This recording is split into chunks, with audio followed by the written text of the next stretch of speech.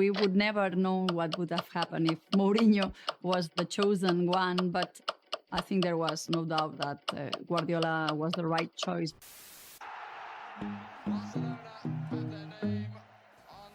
I think when I was 25, 26 years old, there Johan Cruyff helped me to enjoy it, to try to understand the game, and in that age said, when I finish my career, I will try to be manager. Gràcies al president, el Chiqui, és una il·lusió boja el fet de poder estar aquí. Jo vaig ser com a futbolista, jo començo de zero. We played together in the 90s, and when I became sporting director in Barcelona, he told me that he wanted to be a coach, and he wanted to start in the academy. Pep és una esponja, n'hem parlat mil vegades, ell aprèn molt ràpidament de tot i de tothom. Pep Guardiola introduced things in the third division that never been seen before. Looking after the players, food, chefs, traveling and recording the games, away games. The kind of demands he was used to as professional. He was thinking like, one day I'm a first team coach and when I work like this. But they weren't superstars, not in the third division. They were kids, most of them. I aleshores va convertir un equip que al principi eren un grup de molt bons jugadors, però posats allà al mig sense... sí amb sentit, però no massa sentit. Ho va convertir ràpidament en un equip molt compacte, que jugava molt bé a futbol. Pep va quedar campió de tercera i, a més, amb el play-off va pujar. Ell ho va fer molt bé, a la tercera divisió, no només per quedar campió ni pujar, sinó per de la manera que jugava i que transmetia. It was unbelievable. He was. What was interesting, of course, is that at the same time, the first team was in chaos. Football club. Something went wrong a little bit collectively. The leading players were not really leading properly the group. Mourinho plays bongos until 2 in the morning every night. Everybody sees that, everybody has cellular phones and takes pictures of him, so everybody knows we have a discipline problem.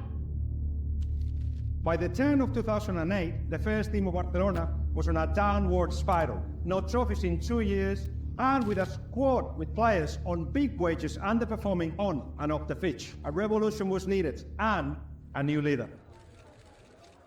Please don't call me arrogant, because what I'm saying is true. I'm European champion, so I'm not one of the bottle. I think I'm a special one. Mourinho does come out of this story as the bad guy, but in 2008 he was a perfectly legitimate candidate to succeed the failing Frank Rijkaard. We thought that we would change the coach at the end of that season, and then I met with several coaches, but the most important that I wanted to know was Jose Mourinho. There's no doubting, at that particular time, Mourinho, with what he had achieved in such a short space of time in management, was by far the better CV. Pep Guardiola only coached the B team for 1 year. Jose Mourinho has won the Champions League. The solution seemed obvious. I'm not a defender of old managers and new managers. I believe in the ones who achieved success and the ones who didn't. What I want is to create a football team in relation to my image and in relation to my football philosophy. You could completely understand that Mourinho felt he should be in charge of making Barca the greatest team in the world.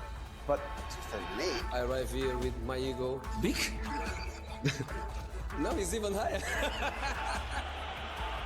Mourinho had changed radically. It was about power, height, athleticism, over technique. They didn't play football, they just defend. And as we say now in my country, they brought the buzz and they left the buzz in front of the goal. Jose Mourinho doesn't fit what we call Barcelona DNA. Barcelona realized that one way to succeed in football was to create your own players. So they gave a lot of respect to the academy, called La Masia. Aquest matí al camp d'entrenament de la Masia hi ha hagut dues cares noves, dos jugadors que avui han començat a entrenar-se amb el primer equip del Barça. Aquest és Josep Guardiola. Encara no s'acaba de creure que Cruyff l'hagi cridat per entrenar-se amb els professionals. Però bé, ja ha passat això, doncs mira, millor per mi seguir treballant. A lot of the young players, when they stay in La Masia, they end up looking for father figures, And I think Pep Guardiola found one or two coaches that did that for him, but certainly Johan Cruyff. The relationship between Cruyff and Guardiola is probably one of the most important relationships in the history of the game. Johan Cruyff was a visionary as a coach, as a player. He was just the majestic embodiment of total football, being a chess grandmaster on the pitch, working one move ahead. When Pep Guardiola came through at Barcelona, Johan Cruyff saw this talent, but it was also challenging him, and Pep Guardiola was inspired by that. He helped me to love this game, to love football. And to love it, you have to understand it. He gave us their secrets with the way he sees football, and they make me this passion put in my blood, and until now.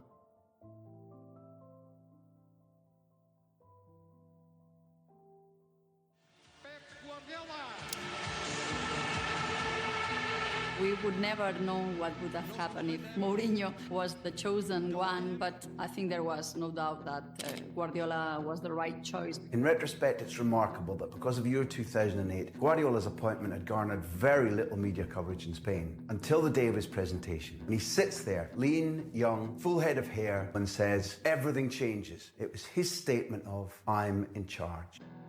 It was a really good start in pre-season, and the freshness about the team, and a lot of hard work and well prepared, but the season itself didn't start that well.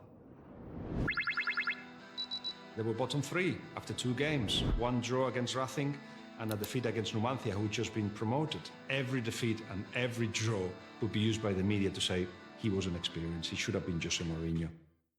How can you dominate possession if you can keep the ball, the opposition doesn't score? He wanted our fullbacks so high up the pitch that we would force the opposition to sit back. Risky if you lose the ball, but we had Busquets, Xavi, Iniesta, and Messi, and you form a diamond of those 4. As soon as we're in possession, I don't think the opposition believes they can win the ball off those 4. And then one big win, and something clicked. We found the formula.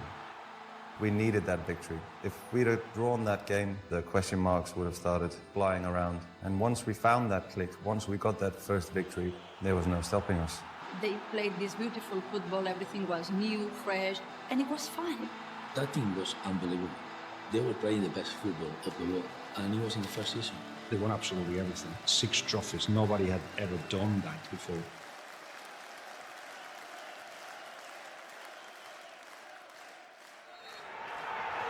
Barcelona are beaten. Inter Milan will go to Madrid. And Jose Mourinho's moment has come again. A special success for the special one. Barcelona have mocked him. Now they fall to him. Did the best team win? Sorry? Did the best team win? Yes. I don't know. They reached the final, so congratulations for Inter.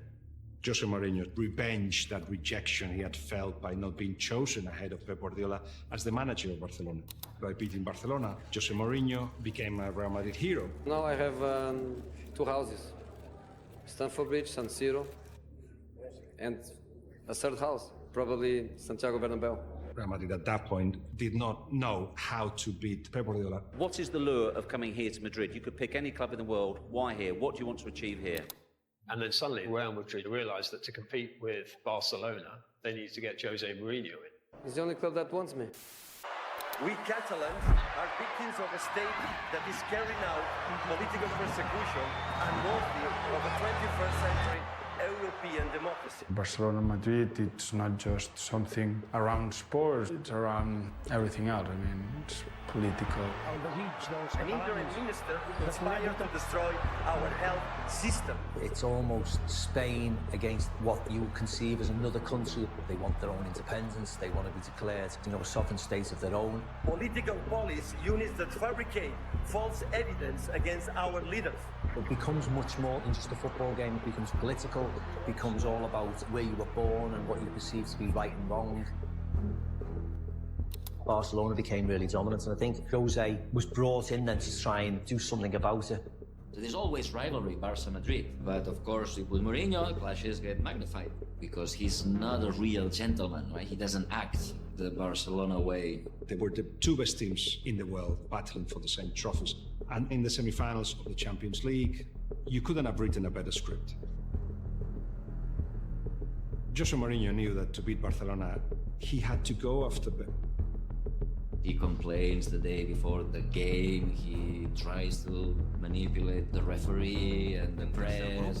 Que é o grupo, que neste momento só tem uma pessoa que é ele, que é criticar el acierto del árbitro. Isto eu nunca havia visto, e o mundo del fútbol nunca havia visto. Of course, Pep sees through that and says, okay. No sé cuál es la cámara del señor José, deben ser todas estas. En esta sala, él es el puto jefe, el puto amo, es el que más sabe del mundo. Yo no quiero ni competir ni un instante.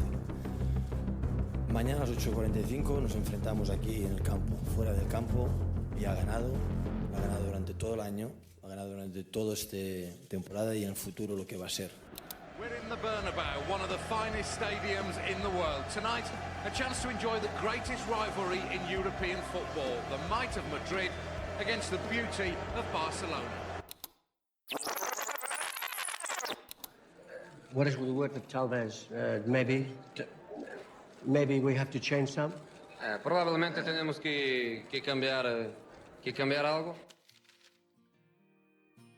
When Pep was a player, Jose Mourinho was the assistant manager of first Bobby Robson and then with Van Gaal. Jose was part of this club and he was part when Guardiola was a player, so they know each other. This is something that Pep always said. They were beyond professionals in the same team. And I think that they had a great relationship when they were at Barcelona. There was a friendship there.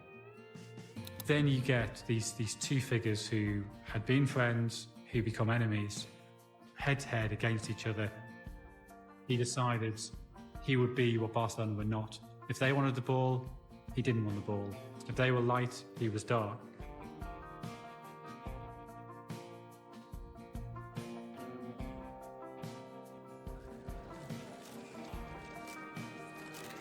Necessita tenir aquella vida, aquella passió, aquella energia tan necessària per contagiar tantíssimes coses, sobretot els teus jugadors, perquè puguin cada partit demostrar que tenen la capacitat per seguir gaudint, disfrutant. In his final year, Guardiola was frustrated and tired. That relentless march of Barcelona and Barcelona-ism was ended by Mourinho. That, as much as winning the league, was his triumph.